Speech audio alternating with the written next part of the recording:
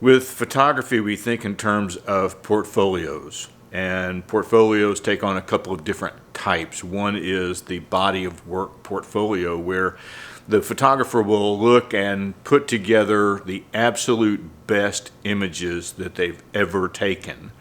And the reason for that is they want people to see the quality of work they can perform and to be hired for other jobs. And so a photographer like Joe McAnally, who has been a photographer for 40 years and has photographed some of the most beautiful pictures for National Geographic and other magazines, has made the statement that and in his portfolio, he has less than 24 images. 40 years of work and 24 images. I'm not that photographer. If I were to try to put forth a body of work portfolio with the absolute best images I've ever taken in an attempt to try to convince somebody to hire me, I would have 0 images in the portfolio. I don't have any. I don't have any that I would qualify as that. If you were to look at my portfolio, it would look a lot different, because I would be looking at how I have improved over time. So I might take you back to some 35 millimeter film camera shots from Dunoon, Scotland, where if I was outside, pictures turned out okay, but if I was inside, they were all too dark and too grainy and out of focus because I had no earthly idea what I was doing.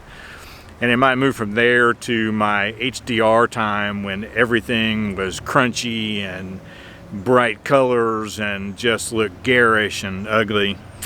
And then maybe through the little bit of food photography that I tried, only to discover I really had no idea what I was doing, to some of the more shots that I like better of long exposure.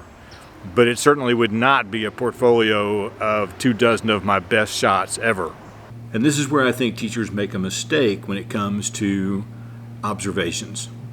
Many times teachers, when we ask them, okay, so we're going to do an announced observation in your classroom, which class would you like for me to come to? And teachers sort of go through the realm of, well, this class has got the best behaved kids, or this is my honors class so I can do more with them, or the kinds of things that say, here's where I can be in my best light to give me that portfolio of the 24 best images I've ever had. And I think that's a mistake.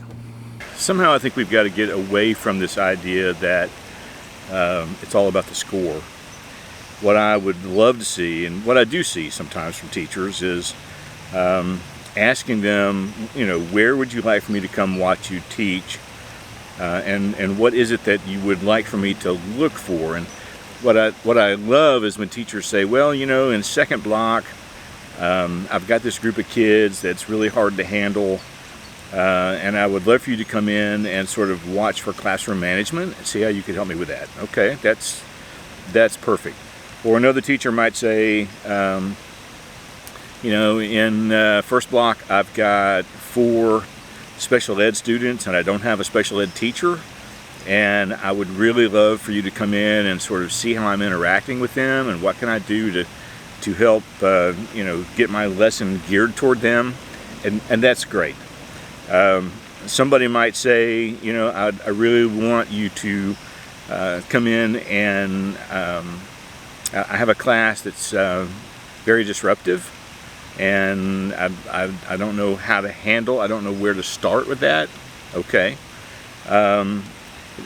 But all of these areas tied to the team rubric, ideas that help you become a more effective teacher, to have an observer come in and look specifically for those areas and offer feedback and possible solutions or ideas to try would be amazingly better than going in to see the model lesson in the model class that's going to get you as close to 4s and 5s as possible.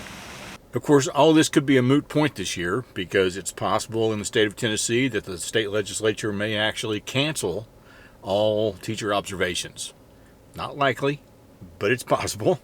But if we do go ahead and do observations, whether they count or don't count, the question remains, what is it that you want to get out of the observation that your administrator is going to do for you in your classrooms? We'll see you next week.